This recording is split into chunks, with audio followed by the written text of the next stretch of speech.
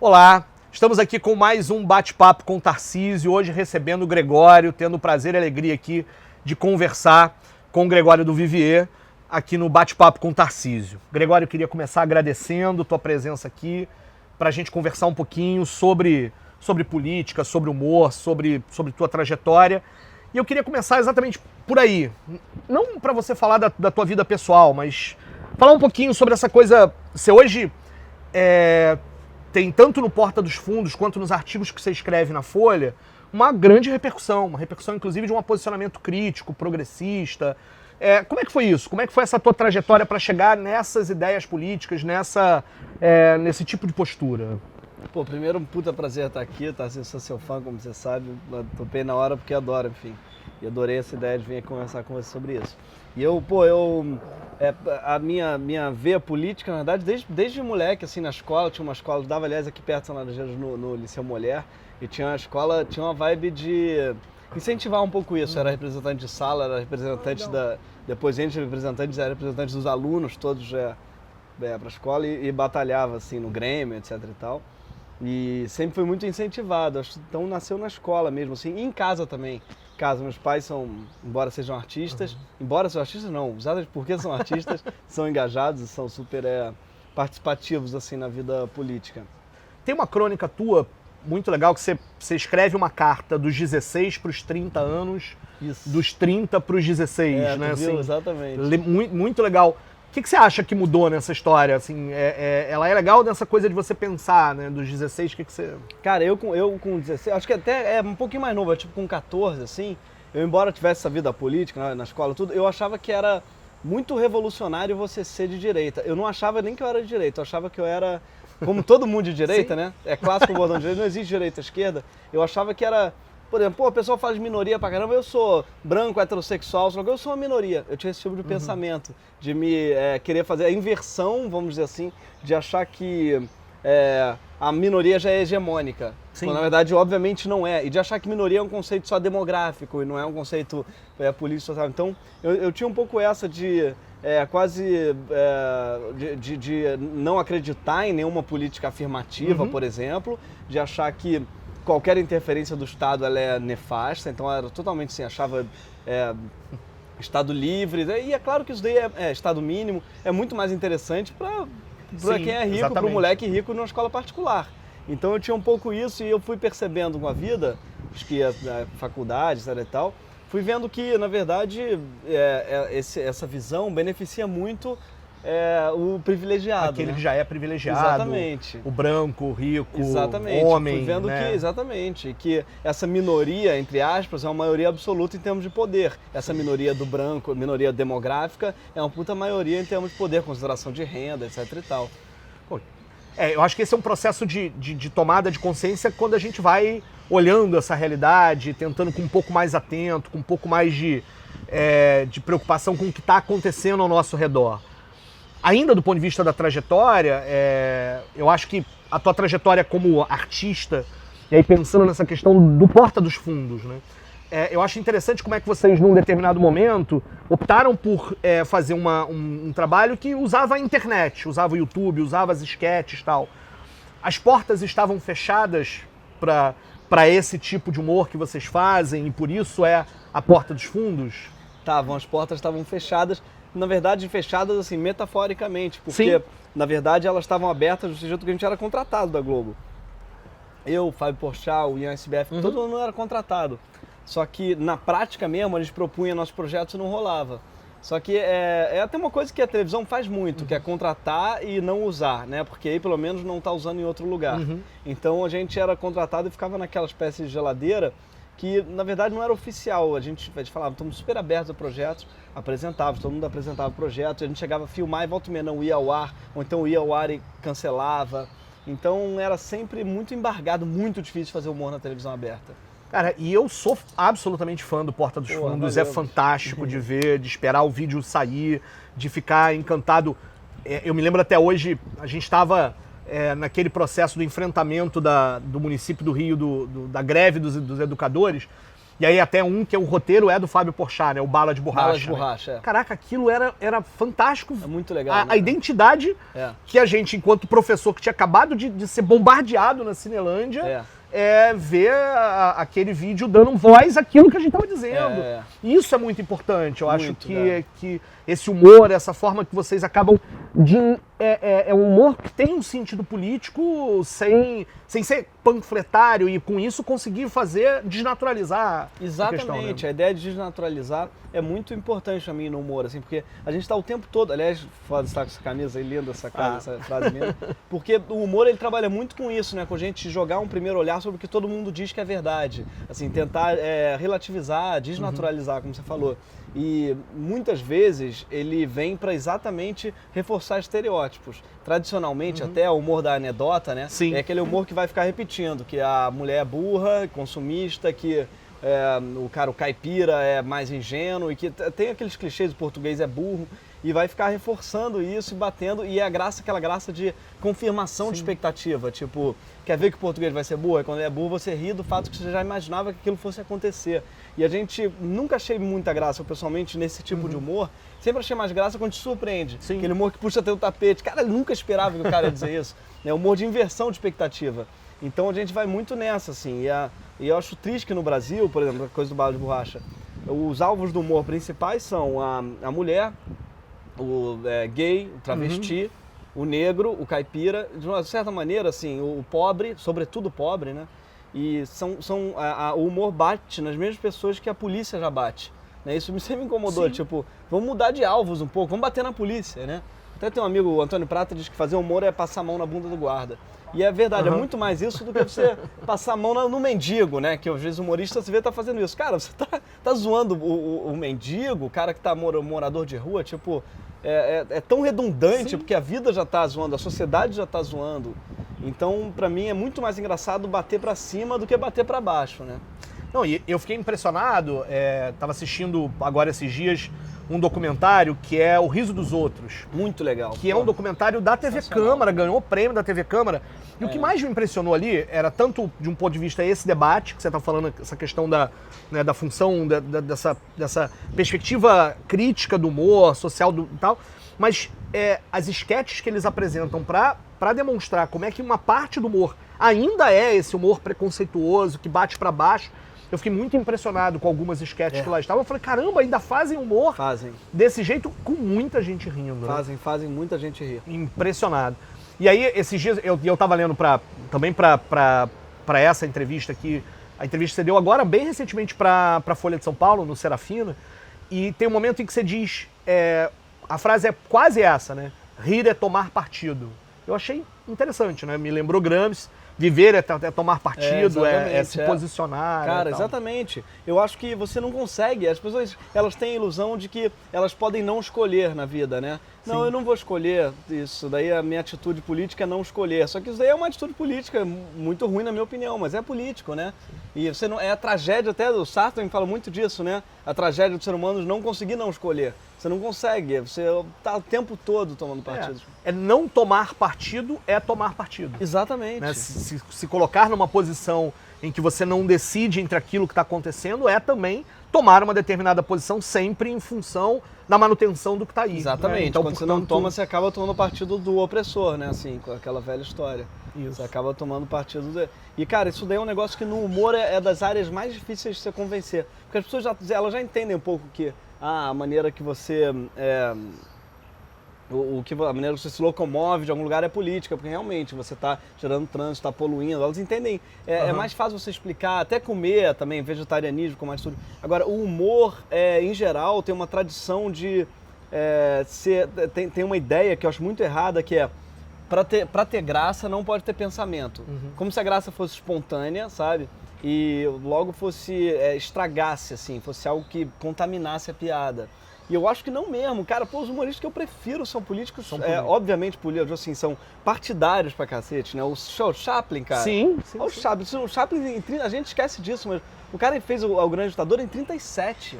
antes quando ainda era uma dúvida qual era do Hitler, muita gente achando ele legal na Inglaterra, né? Toma partido e faz. O cara vai lá e fala, esse cara é ridículo. Ele fala assim, parem de levar esse cara a sério, eles têm que combater esse negócio, porque esse cara é um pateta, um palhaço, sei lá o que, em 37. É claro que o humor também tem um tanto de talento. Minhas piadas em sala de aula nunca funcionam. Duvido, pô. Porra, nunca funciona. Na verdade, eu uso a falta de humor como humor. Tá, eu entendi. conto aquela piada que ninguém gosta e aí fico explicando a piada como forma de fazer os alunos rirem do ridículo que era aquela piada. Eu toda vez que vou falar de colonização portuguesa, eu falo, lembre-se que coroa portuguesa não é a velhinha que mora em Lisboa. É horrível, mas todos ricam, você riu, tá vendo? Essa era a forma do que está colocado. Mas deixa eu tentar ainda puxar um pouquinho sobre essa coisa do Porta. E assim, brincadeira dessa história, meu humor realmente é ruim. Depois tu me empresta algumas piadas pra eu contar. Meus alunos vão gostar depois que tenham piadas melhores em sala de aula. Se melhorar, vocês já sabem de onde vem. Mas deixa eu te perguntar uma outra coisa ainda sobre a coisa do Porta dos Fundos. Que essa história é o seguinte, vocês atingiram, né, pela Porta dos Fundos, usando a internet, usando o YouTube, um público cada vez maior, né? É impressionante, é um fenômeno, né? O sucesso traz limites, traz limites autoimpostos. Como é que vocês estão fazendo? Vocês estão pensando sobre isso, sobre essa coisa de como é que fazer para continuar com essa pegada da perspectiva de ter uma autonomia da piada que está contando, da história que está contando, da crítica que está fazendo? Como é que tá isso? Vocês têm pensado, você tem pensado sobre isso? Cara, o Porta realmente não para de crescer assim, né? Tem um movimento de crescer, de ganhar público e tudo. Isso aumenta a responsabilidade também. Mas não pode diminuir a autonomia, assim, de maneira nenhuma. Mesmo a televisão, a gente teve vários convites das TVs, e muitos eram muito ruins, cara. Eram ir pra... vários falaram assim, a gente quer comprar os textos e refilmar com nossos atores. Ou então a gente quer pegar os textos e cortar e dublar. Outros falam assim, dublar os palavrões com outra coisa. Caraca. Quando fala, substituir... Essas coisas da Globo, assim, que fazem, inclusive com música, tem muito proibidão, né? Que acaba perdendo sentido, porque trocam palavras. Isso dele nunca topou, porque não faria o menor sentido. Nossa graça está muito na nossa liberdade. Aliás, aí a gente topou ir pra Fox, porque não é nem ir pra Fox, vendeu os nossos produtos pra Fox, porque eles garantiram que não ia mudar nada. E realmente, tá lá tal e qual, assim. E o mais louco é que não processam. Aí você vê que a Globo tem muito medo de processo, por exemplo. E a gente fez lá o Moramos e era impossível emplacar qualquer coisa. Mas o medo de processo é muito maior do que, de fato, alguém processar, entende? Porque tem uma coisa que me incomoda, a Globo tem um departamento jurídico preventivo que te impede de fazer qualquer coisa com medo de um dia ser processado. Quando, na verdade, era muito melhor ter um departamento que depois corresse atrás da sua liberdade. Exatamente. Sim. Então já tem uma coisa preventiva que te cerceia muito. E a verdade é que... Aí você vê que, na verdade, mais do que medo de processo, é uma postura política da emissora. Eles põem em outro lugar, não vão processar, mas, na verdade, não é que vão processar. O medo é de dentro. Quem está te tolhendo ali não é o sistema jurídico, é a própria emissora. O engraçado é como é que isso está em outras esferas da vida, né? Eu sou professor do Colégio Pedro II, tô lá engraçado como é que lembrou isso agora. Eu estou num conselho superior em que a gente propõe políticas para o Colégio Pedro II. A quantidade de vezes em que o reitor diz que não vai implementar aquilo por conta de que é o CPF dele que está responde, ele vou responder no meu CPF. É o medo de algo que não vai se concretizar, o medo de ousar um pouco mais, de conseguir sair daquela mesmice, de ficar sempre dentro de determinados parâmetros. E esse medo é castrador, imagino na arte, né? Se ele é na gestão da coisa pública, na administração pública, imagina na questão da arte. Exatamente, né? E as pessoas acham que, porque sempre foi assim, sempre tem que ser assim. O Zorra Total, por exemplo, é um programa que ficou agonizando, mudou agora e está infinitamente mais legal, e ficou agonizando durante 10 anos com a desculpa de que, mas o povo gosta, mas tá aí já, vamos mudar para quê? Tem uma audiência certa, e você vai ver, as pessoas não gostavam de verdade, tem um hábito de deixar ali na Globo, mas não significa que as pessoas realmente eram apaixonadas por aquilo, sabe? E mesmo que fossem, a própria emissora não estava reconhecendo mais como algo bom. Você vai manter uma coisa que você não reconhece como algo bom, porque em nome de alguém que talvez ache bom, né? Em nome quase que de uma obrigatoriedade de ter um programa de humor e de um medo de sair daqui. Exatamente. Sem dúvida alguma. Gregório, a gente está diante de uma força maior, de um discurso conservador, que tem aparecido muito mais, né? Muitos conservadores saíram do armário, né? Como é que você está vivendo? Como é que isso está te afetando como artista, né? Os vídeos que vocês, inclusive, produzem, muitas vezes acabam lidando com esse debate, né? Mas como é que isso está te afetando como artista, na tua produção e tal? Como é que você vê isso hoje? Cara, a gente está realmente numa onda conservadora gigante, e isso daí afeta muito Porta, assim, no sentido que a gente bate muito nesses alvos, né? Nessa bancada, né? Nesse poder instaurado, assim. Então a gente sofre pra caramba. Hoje em dia tudo que eu escrevo, toda a coluna, os principais comentários são maconheiro, abortista, sei lá o que, assassino de feto, então ou pior, petralha, né? Tipo assim, que também é uma confusão que eles fazem terrível, Completa. de achar que, por exemplo, toda a esquerda é petista, e de achar que todo petista também Sim. corrupto. Então é uma confusão terrível achar que também o petista ele quer transformar o Brasil em Cuba, quando na verdade é exatamente isso. O problema é até o contrário. É o contrário, exatamente. É o contrário, né? Então, são tantas confusões, é isso que me dá muita aflição. Tenho vontade de organizar para eles melhor o mundo. Uhum. Pode chamar de maconheiro, aborteiro, o que tá certo, realmente. Agora, misturam também isso com o PT, ou isso com Cuba, ou isso com a Coreia do Norte. E, na verdade, não é nada, não tem nada a ver uma coisa com a outra. Dá vontade de organizar melhor, porque o que eu vejo é eles muito confusos, com um ódio gigantesco, sem saber direito até para quem... Até é uma coisa que eu queria, eu falo para alguns amigos meus que odeiam muito, por exemplo, o PT. Tem 1000 amigos, minha timeline é muito antipetista. E me batem pra caralho em mim. Tipo, galera, eu dou vontade de falar assim, eu sou tão contra o PT quanto vocês. Só que eu sou por outras razões. Eu não sou porque o dólar está alto, nem porque eu acho que nunca se roubou tanto. Porque eu acho que é mentira isso. Já se roubou muito, e muito mais, inclusive. E o dólar está alto, eu acho, foda-se, enfim, não acho que seja o principal problema do país agora. E sou por causa de Belo Monte, sou por causa de questão indígena, sou por causa de questão ambiental, sou por causa de tantas outras questões, assim, sou por causa do PMDB, do espaço que eles dão pro PMDB, né, sou por causa de, 1000 outras razões que não são as mesmas. Então, desvirtuei pra caramba a sua pergunta. Não, mas tá ótimo, né? Ou seja, vamos, eu acho até que é importante falar disso, ou seja, o problema da corrupção é um problema, né? O problema é que eles fazem isso como se fosse o único problema e o problema maior, que é exatamente as opções políticas que dão base à continuidade da corrupção ficam escondidas. Exatamente. Porque são exatamente elas que igualam parte desse discurso antipetista que, na verdade, se perde nessa confusão de ideias que está aí colocada. Eu acho gravíssimo, né? O Belo Monte que você citou é um atentado, é um negócio terrível. E ele é terrível não também pelas supostas ligações com as empreiteiras que lá estão. Mas ele é terrível também enquanto projeto que aposta numa lógica sem um mínimo de diálogo com aquelas comunidades do entorno, que tem um impacto ambiental absurdo, absoluto, que está desconhecendo qualquer impacto, qualquer relatório técnico que tem lá. É um absurdo não ter feito reforma agrária. Caralho. É um absurdo que hoje você tem um ministério que corte da educação 9 bilhões de reais. E cortou o CAPES agora? Isso, corta as bolsas, né, faz uma política de expansão das universidades públicas. É correto expandir a universidade pública, mas cortando dinheiro, portanto precarizando o trabalho, enquanto mantém os recursos para o FIES, para subsidiar o ensino privado. Ou seja, essas coisas têm a ver muito mais com a política, elas são muito perniciosas e elas são, inclusive, a razão pelas quais nós somos oposição ao governo do PT. Exatamente, claro. Esse é o sentido que para nós é ser oposição ao PT. Se a gente estivesse avançando, inclusive, no debate da legalização do aborto, e pelo contrário, a gente tem um debate interditado. Total, e drogas também. O debate da legalização das drogas está interditado.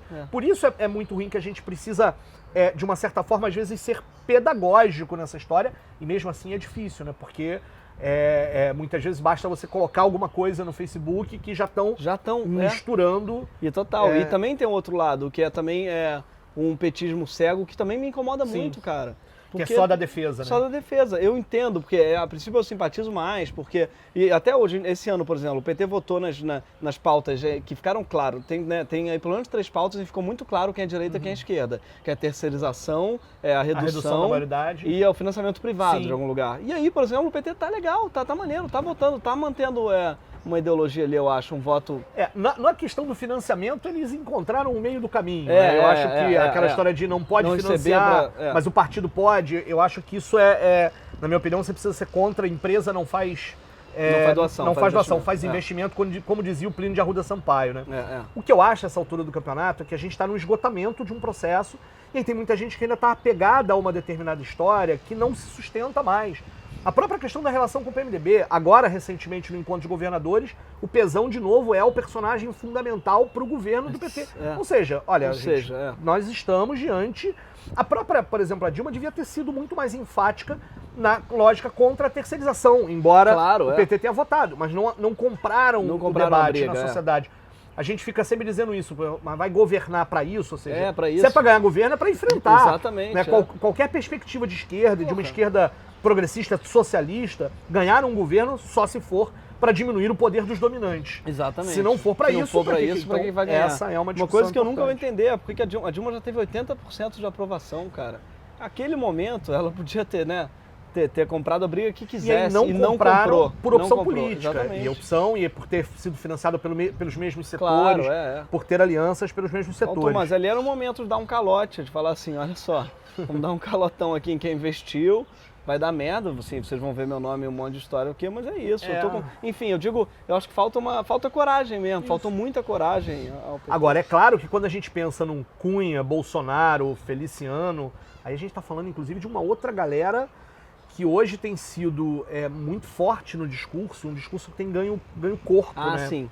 E aí, assim, essa é uma questão que eu acho que a gente precisa estar atento, ou seja, o crescimento de figuras como essas precisam ser combatidas. E eu acho que vocês, via humor, acabam fazendo isso, ou seja, como é que a gente consegue, de uma certa forma, novamente se posicionar contra essa galera. E o debate da redução, vamos pegar como exemplo talvez o debate da redução. Ele é um debate central, acho que hoje, porque ele tem a ver com perspectiva de sociedade, ou seja, o que você faz com essa sociedade. Ninguém nega que exista um problema que tem a ver com a violência e tal, mas o problema é encarcerar mais jovens, né, da forma como a gente faz hoje, não vai resolver. E vocês fizeram um vídeo agora, o roteiro é teu, fantástico, né, do Redução, que é aquela coisa de prender o bebê porque é negro, porque mora longe e tal. Fala um pouquinho sobre essa história da redução, sobre tua posição com relação a isso. Eu acho que esse é um debate central no enfrentamento dessas pautas e no debate pedagógico com a sociedade. Exatamente. Para mim esse é um debate muito fundamental, que mostra assim, como é que a gente vai olhar para o outro, né? Como é que a gente vê o outro? Como é que a gente vê aquele que não é a gente? Que no caso é o negro, é o pobre, como é que ele vai olhar para eles? E para mim é uma questão de empatia. Se você é a favor da redução, na minha visão, é uma falta total de empatia com o sofrimento do outro. É você não enxergar protagonismo no outro. O outro é um coadjuvante. O que é melhor para mim? Que ele esteja preso? É melhor. Assim, eu digo pro cara que tá sendo achacado de medo de ser esfaqueado, melhor prender todo menor de rua. Prende melhor que não existe. A curto prazo para ele foi maravilhoso. Mas é falta de ver nesse jovem um protagonismo, porque na vida do jovem é infinitamente pior. Na vida da família do jovem é infinitamente pior. Inclusive na vida dele mesmo, a longo prazo, que ele não quer um país... Esse jovem vai sair muito pior da cadeia também, vai. Muito piorado. Então, muito, pra mim, é gritante, assim, como a redução, e eu, inclusive, a redução, outro dia eu fui grosseiríssimo com um amigo, e ele falou, pô, você não tá sabendo discordar, mas eu falei, eu não discordo da sua opinião, eu tenho nojo dela. É muito diferente. No caso da redução, me bate num lugar no âmago, assim, que eu falo assim, você negar a vida a esses jovens, você negar individualidade, subjetividade a eles, assim, é criminoso mesmo, pra mim. Tem uma história que eu vi uma vez de um professor do Degazi que dizia o seguinte, né? Os meninos, era para meninos mesmo, nesse caso, eles não podem usar cueca, tem que usar short, um short largo, uma camiseta, todos iguais, todos padronizados, né? Mata uma grande parte da subjetividade. E uma das expressões que eles tinham, de uma certa forma, de alguma coisa quase que individual, e uma expressão até artística era pegar as canetas Bic, quebrar as canetas Bic com pedacinhos das canetas Bic que são transparentes, colocar areia, pedra, coisas de cores diferentes e fazer disso um colar. E os caras proibiram.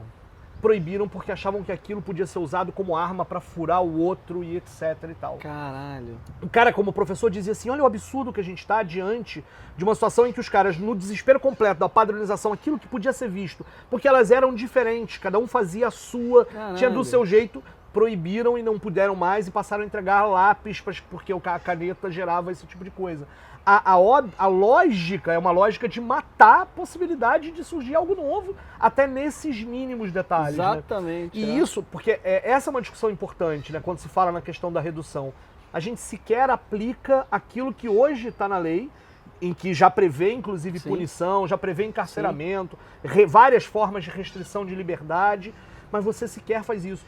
Se um filho nosso, se alguém das nossas famílias for cometer um ato infracional ainda, a gente vai dar um jeito de conseguir uma medida alternativa, vai doar cesta básica, vai varrer um parque, mas o filho do pobre, negro, favelado vai ser encarcerado numa instituição como essa, e isso mostra como é que a gente nem mesmo aplica aquilo que a gente já tem hoje, e os caras querem endurecer, né? No lugar de uma cultura de direitos, uma cultura penal, que é de punir, né? Uma cultura punitivista.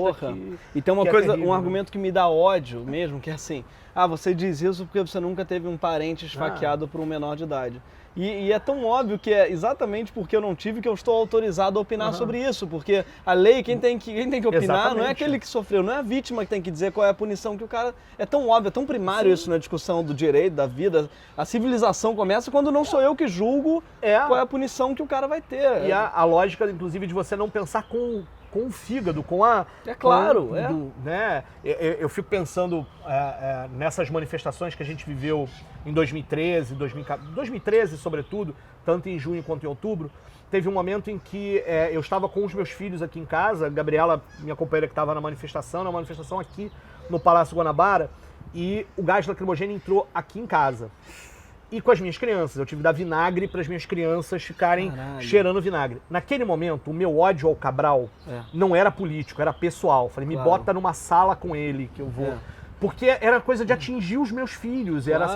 E isso, ali eu tava pensando com o fígado. Acaba a racionalidade política de pensar o projeto político e tal. A primeira vez que eu tomei gás de pimenta, o meu ódio era contra aquele PM. Não era contra a corporação, era contra aquele PM.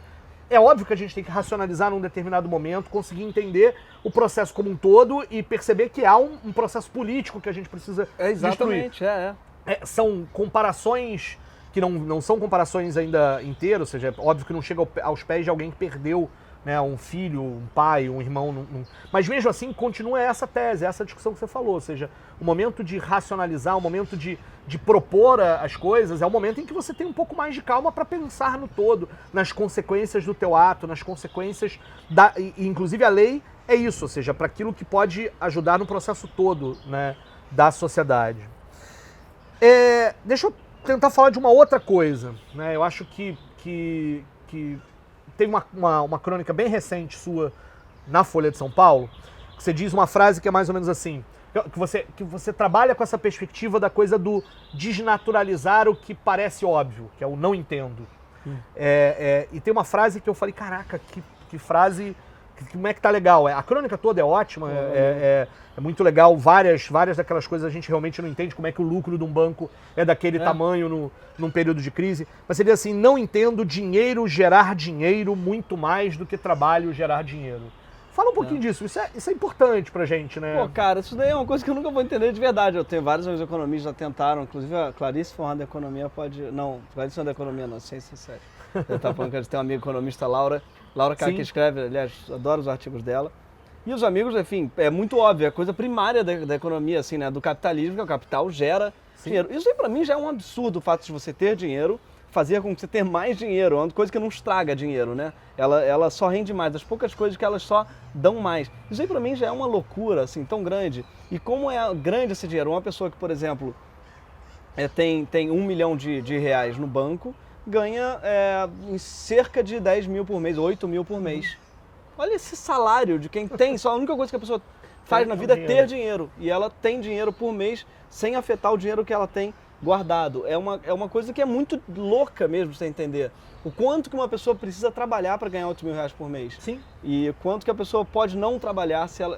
Para mim, é uma lógica que é muito difícil de entender mesmo. Sabe, o que é dinheiro já, para mim já é estranho de entender, que é uma coisa fictícia que não existe. Estava vendo outro dia sobre a Grécia, né?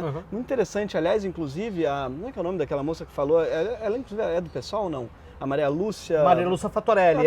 Aquela entrevista genial dela falando que o dinheiro, a dívida deles não existe, são as imaginárias a dívida da Grécia. Então esse calote também não existe. Se eles resolverem dar o calote, não tem problema nenhum, porque a dívida não aconteceu. A dívida não existe porque foi um dinheiro que não chegou a entrar na Grécia. Eles pegam o dinheiro emprestado para cobrir uma dívida que, na verdade, é com os bancos que agora estão cobrando a dívida. Exatamente. É algo muito bizarro. Essas coisas eu nunca vou entender mesmo, assim, sabe? É uma loucura para mim. Como professora, uma dificuldade que eu tenho ainda, e eu não sei se eu vou continuar tendo, porque as pessoas estão cada vez mais entendendo isso na prática, era explicar para um aluno que está na faixa dos 15, 16 anos o que é inflação. Sim.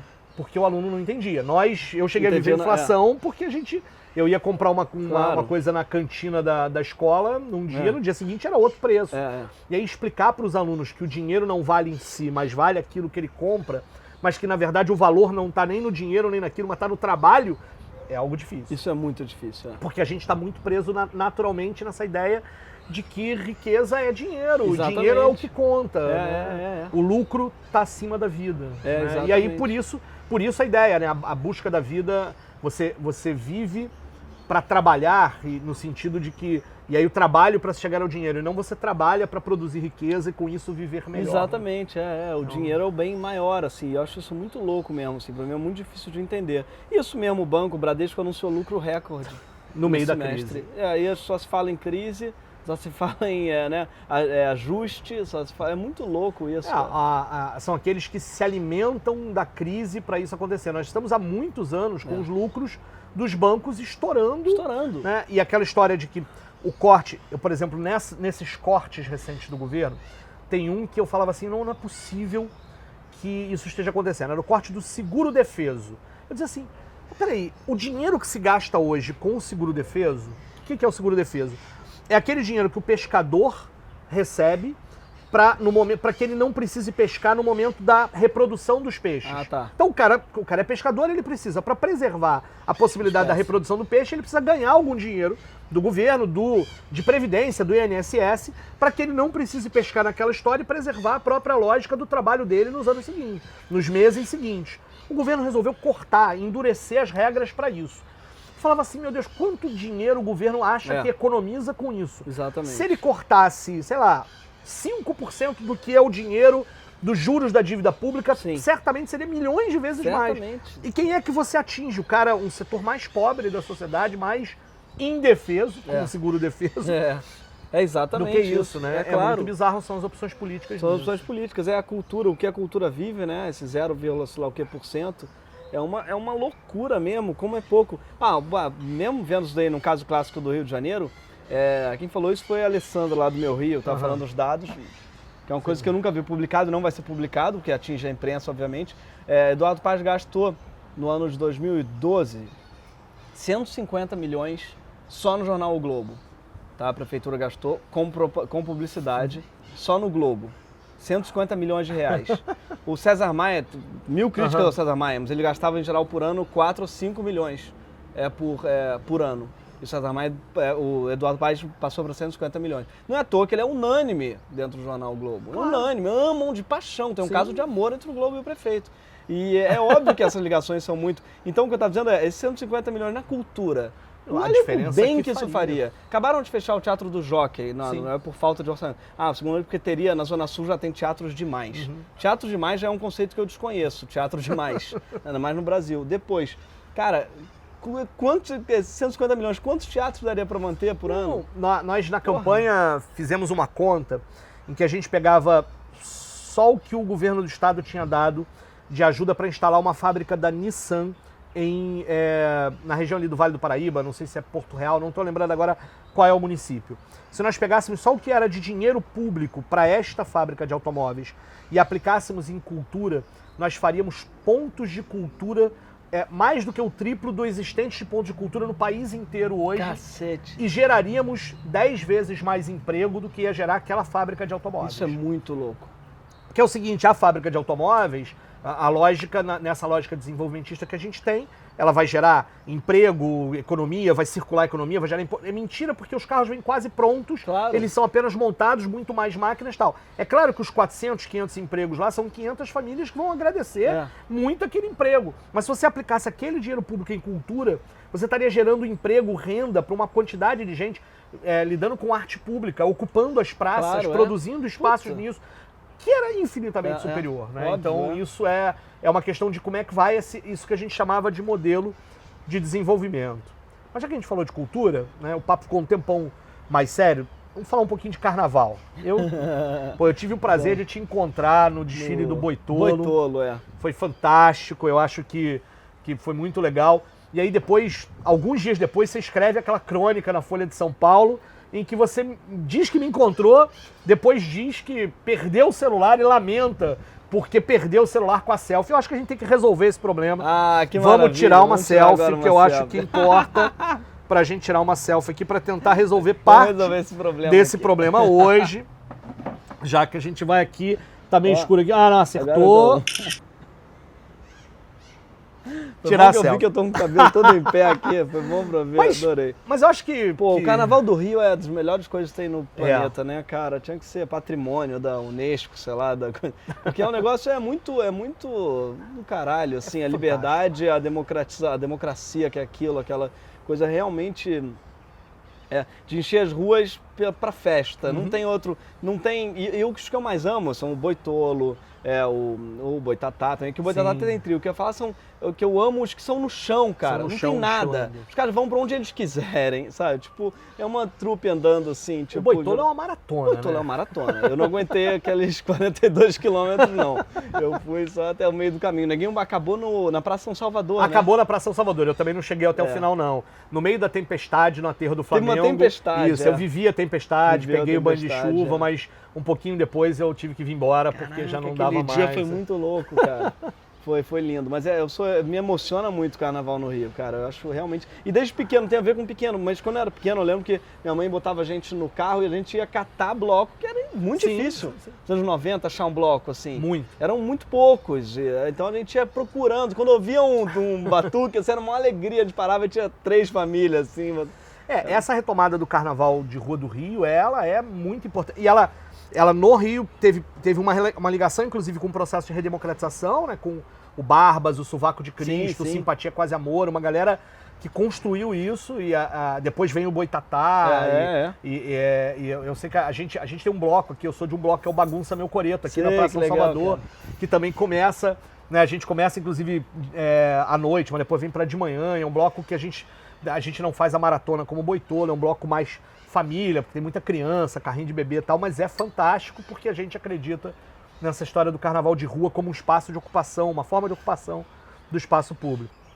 Gregório, ainda sobre carnaval, né, nós nos encontramos no Boitolo, como a gente falou, mas no ano anterior e nesse ano, aconteceu um movimento muito interessante, que eu acho que tem a ver um pouco com esse sentido que o carnaval tem, que era o Ocupa Carnaval. A gente usou, inclusive, o adesivo em vários blocos e tal. Estou aqui com um manifesto dele, vou ler, porque eu acho que ele diz um pouquinho desse debate da relação do carnaval, arte, ocupação do espaço público, né? O carnaval é o mais belo grito do povo. Ocupamos as ruas com estandartes, confetes e serpentinas, mostrando que o Rio é nosso. Suas colombinas e perrões estão vivos e pulsam. Abaixo as catracas que transformam a cidade em um grande negócio, onde o lucro prevalece sobre a vida, onde o dinheiro é mais livre que as pessoas. Enquanto capitalizarem a realidade, nós socializaremos o sonho. Viva a energia da rebeldia, viva a criatividade das fantasias, viva o Zé Pereira e o Saci Pererê. A cidade não está à venda e nossos direitos não são mercadoria. Foliões univos. Ocupa eles, ocupa eu, ocupa tu, ocupa geral, ocupa carnaval. O movimento que hoje organiza, um movimento que tem o nome de Bonde, né? Frente Artística de Esquerda. E eu acho que tem muito disso que a gente está conversando, sobre a relação da arte, sobre a ocupação das ruas, sobre as fantasias, né? Você estava de Pombagira, era uma fantasia fantástica. Eu estava naquele dia, acho que de Emília, ou de Mulher Maravilha. Mulher Maravilha. De Mulher Maravilha, né? A coisa das fantasias do carnaval. Fala um pouquinho mais dessa tua relação com o carnaval, sobre essa coisa, do que você acha, essa coisa de ocupação do espaço público, arte e carnaval e tal. Cara, eu acho que uma das coisas, aliás, que o Rio tem de mais legal é que a gente ocupa muito bem. Nós temos uma tradição no Rio de ocupar a praça. Pô, se tem um lugar característico do Rio, são as praças ou a praia, são lugares democráticos e públicos, assim, eu digo. E o que eu vejo no carnaval, e me entristece muito, embora a gente continue bombando e fazendo o nosso carnaval de esquerda, eu vejo um carnaval também capitalizado que me entristece, que eu passo longe. Esse carnaval de trios me incomoda muito, esse carnaval de marcas também me incomoda muito, esse carnaval com aval demais da prefeitura me incomoda também um pouco, porque eu acho que o carnaval tem que ser um pouco anárquico. Por exemplo, eu adoro essa coisa do boitolo de circulando, você não sabe onde vai começar, não sabe onde vai acabar. E nesses dias, me incomoda um pouco quem reclama demais do carnaval no Rio. Porque é igual uma pessoa que vai à Disney reclamar que tinha um monte de gente fantasiada de boneco, eu queria estudar. Gente, é o Rio de Janeiro, é uma cidade do carnaval, pelo menos nesses dias. Sim. Né, a chave é do Rei Momo e a cidade é do carnaval. Então, pra mim, é uma cidade anarquizada por 4 dias. Tem um cartaz famoso do Simpatia Quase Amor que eu acho ótimo, que era Momo engole a chave, né? Pra não devolver nunca mais pro prefeito. Nunca mais, porra. É um sonho, né? É uma utopia desse nosso. Mas, cara, eu acho que no carnaval é um espaço realmente... E me incomoda quem fala assim, eu não gosto de carnaval, aquela Sapucaí. Não, desculpa, você não sabe o que é carnaval. Tem muito isso, carnaval do Rio, a Sapucaí, aquelas pessoas de penas. Oi, o que você está falando? Você nunca foi... Ou então também acham que ou aquela micareta. Não tem nada a ver com micareta e nada contra micareta, eu nem fui, então não tem como ter alguma coisa contra. E nem Sapucaí, que eu acho que tem lá o seu espaço. Mas é uma terceira coisa, que não é nem a micareta nem a Sapucaí. Esse carnaval de rua de Santa Teresa, do centro da cidade, da Zona Norte, é um carnaval que tem suas características, assim, muito... E que a gente está construindo, né? Ou seja, porque a gente às vezes pensa nessa história quando pensa... O carnaval tem sua tradição, tem suas escolas de samba, com sua trajetória... Tem os grupos de Clóvis, né, os bate-bolas, tem alguns determinados blocos na Rio Branco, que infelizmente esse ano não teve na Rio Branco. Foi outra coisa. De Ramos, não? É porque eles passaram para Graça Aranha e com completo descaso da prefeitura, eu fui no Cacique de Ramos, chorei, porque eu falei, caraca, onde é que tá o carnaval? Porque eu acho que é isso, o carnaval do Rio de Janeiro, ele é plural. E o problema é que parte dessa pluralidade tá mesmo, como você tá falando, apropriada por essa lógica mercantil da nossa cidade, né? É o carnaval das marcas, tal, em nome de organizar e acaba limitando, né? Isso acabou levando a uma criminalização, inclusive, de alguns blocos. É claro, né? Dos menores. Alguns blocos foram se adaptando, outros blocos hoje têm que enfrentar a prefeitura. O Bagunças, todo ano para desfilar, ainda tem que enfrentar um pouquinho a burocracia e tal. Nós fazíamos aqui na Praça São Salvador uma roda de samba todo mês, paramos de fazer. Nossa, isso daí me dá... Por vários motivos, mas um deles era que a cada mês a gente tinha que enfrentar uma enorme dificuldade para vencer a burocracia da prefeitura. E a Praça São Salvador, que é um lugar que eu sei que você também frequenta, nós já nos encontramos lá, é outro espaço público da cidade que está sob forte ameaça, né? Sob forte ameaça dessa ideia de choque de ordem, né? De limitar o espaço, É claro, no caso da Praça São Salvador tem um elemento que é a coisa da ocupação da praça todos os dias e os moradores ali no entorno, o ano todo, e ao mesmo tempo uma tentativa de limitar completamente a presença no espaço público. Tem um grupo, não sei se você sabe, chamado Harmonia São Salvador, que tem tentado mediar isso. Porque é isso, né? A gente não pode abrir mão da ocupação do espaço público de forma gratuita, dos espaços de convivência, e é isso que é maneiro na São Salvador, né? Poder tomar cerveja. Claro. Me incomoda muito essa ideia de choque de ordem, sobretudo porque ela privilegia os grandes e ela bate nos pequenos, né? Como sempre, choque de ordem é muito pouco democrático e muito capitalista. Para começar, o xerife do choque já diz muito sobre isso, que o xerife do choque de ordem era o Rodrigo Bethlen. Então você já vê qual é o naipe desse que choque de ordem é esse que estão fazendo. E depois, cara, você tem um choque de ordem, vamos parar com invasão de calçada. Então, quer brincar disso? Então fecha, vamos então demolir, fazer Pereira Passos e vamos demolir. Toda voluntários, por exemplo, então infelizmente vai ter que apagar. O que não dá, essa invasão de calçada, e foram nos pequenos. Nos pequenos, o botequinho que estava botando 2 mesas ali no negócio, multa, quebrou. Né? Agora, os grandes, imagina, se o laboratório, sei lá o que, a empresa tal que entrou. Não, aí tudo tinha um jeito. Ouvi falar de muita empresa que tinha que molhar a mão. Aliás, todo mundo diz a dificuldade que é se abrir um bar, por exemplo, da dificuldade que é burocrática no Rio de Janeiro. E então eu acho esse conceito de choque de ordem muito complicado por isso, porque ele é um choque só para alguns. É uma determinada ordem, né? Exatamente. Que ordem é essa?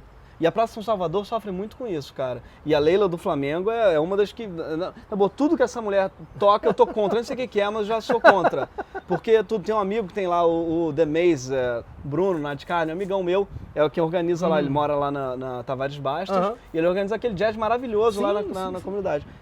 Leila do Flamengo, claro, sei lá por que se meteu nisso pra proibir o jazz na favela. É muita falta de vontade, muita, sei lá, nem sei o que é, mas era uma falta de ser espírito público, assim, de... Gregório, um dos vídeos mais interessantes que eu acho, né? Óbvio que tem muitos, do Porta, na verdade foi feito a partir de uma crônica que você também publicou na Folha, que é um cara que acorda do coma e os nomes, e a cidade está toda com nomes de várias coisas, né? Assim, E isso toca muito com uma coisa que a gente discute para o Rio de Janeiro, inclusive nessa história dos 450 anos do Rio de Janeiro. Que cidade é essa? Essa cidade balcão de negócios, essa cidade mercantilizada. Fala pra gente um pouquinho disso, dessa ideia que teve nessa crônica e como é que você está vendo esse Rio de Janeiro diante desse cenário que a gente está vivendo, cenário pré-Olimpíada, como é que está isso? Pô, eu tenho muita impressão de que o Rio às vezes deixou de ser nosso, talvez nunca tenha sido. Eu nasci aqui, cresci aqui, vivi a vida toda. Mas hoje em dia, cada vez mais eu tenho a impressão de que a gente não participa muito, que a cidade não é pra gente, eu digo, pros moradores, né? E isso daí, não só pelo preço das coisas, também parece um preço sempre para turista, como também a prioridade mesmo das coisas. Agora mesmo, as Olimpíadas. Bom, primeiro está se construindo toda uma nova cidade para as Olimpíadas, quando já tinha um monte de coisa que poderia ter sido usado. Né? O próprio, a gente estava falando do Maracanã. Tem um puta parque aquático lá, acabaram de fazer o Júlio Delamare, ninguém usa, tá vazio. Ninguém tá usando o Júlio Delamare, porque eu sei, tipo, não é que não estão usando as Olimpíadas, não tem os idosos que usavam antes da reforma, tá fechado. não estão podendo usar, enfim. Só para usar um exemplo. O Célio de Barros virou um estacionamento. O Célio de Barros virou um estacionamento. Em nome de quê? Para reconstruir tudo. Então não só não estão usando nada que a cidade tinha, como estão construindo um negócio inteiro que depois vai ficar de moscas, aliás, como está o Maria Lenk também, já caindo aos pedaços. No momento seguinte, o Engenhão fizeram pro PAN, já demoliram, porque estava tudo errado. Então o que eu acho é uma cidade, parece feita para... virou um salão de eventos, né? Um salão de festas. E não vou nem falar a maneira como essa festa é feita, a grana como é que ela é usada, mas também assim, não é um salão de festa, é uma casa onde as pessoas moram. Embora eu tenha falado, eu acho que o carnaval, que eu falei agora parece um contrassenso. Falei que a cidade é feita pro carnaval, cidade carnavalesca. Mas uma coisa, o carnaval é uma festa nossa.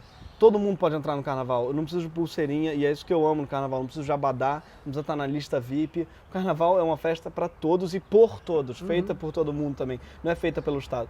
Para mim, as Olimpíadas é o anti-carnaval, no sentido que quem vai assistir, quantas pessoas vão assistir aos Jogos Olímpicos, né? E mais, quantas pessoas vão ser de fato beneficiadas por ele. E não porque, aí fala assim, mas valorizou pra caramba a área do Porto, que cagada pra quem mora lá, a quantidade de gente que morava lá não consegue pagar o aluguel, por exemplo, tá morando na rua, né? O Boulos teve um texto bom na Folha de São Paulo sobre isso, o aumento da população de rua por causa da sobrevalorização das comunidades carentes, etc e tal. Então, tipo, como é feito sempre mal e porcamente, é bom pra quem? A quantidade de remoção, por exemplo, enorme. As remoções da Vila Autódromo lá do negócio, cara, são criminosas, assim mesmo, tipo, né? É um processo dialético que eu acho que tem isso, ou seja, tem essa cidade em que as obras se justificam por si mesmas, são as obras das empreiteiras, são as obras que justificam porque é a obra que dá o plus dessas empreiteiras que financiam as campanhas políticas, mas você tem as resistências, né? Tem a Vila Autódromo, mas numa resistência difícil pra caramba, envolvendo muitos interesses, grandiosos interesses do capital, interesses financeiros muito poderosos, mas tem essas resistências via carnaval, né? Eu acho que o carnaval de rua ainda é essa resistência. Por isso eu acho que não é contraditório. É uma cidade que se constrói para esse capital, para essa lógica excludente da valorização dos bairros, das pessoas que são expulsas, mas uma cidade que também pulsa rebeldia. As maiores manifestações de 2013 foram aqui, foram contra essa cidade do capital, contra essa passagem que aumenta até quando os técnicos do Tribunal de Contas do município dizem que ela pode baixar.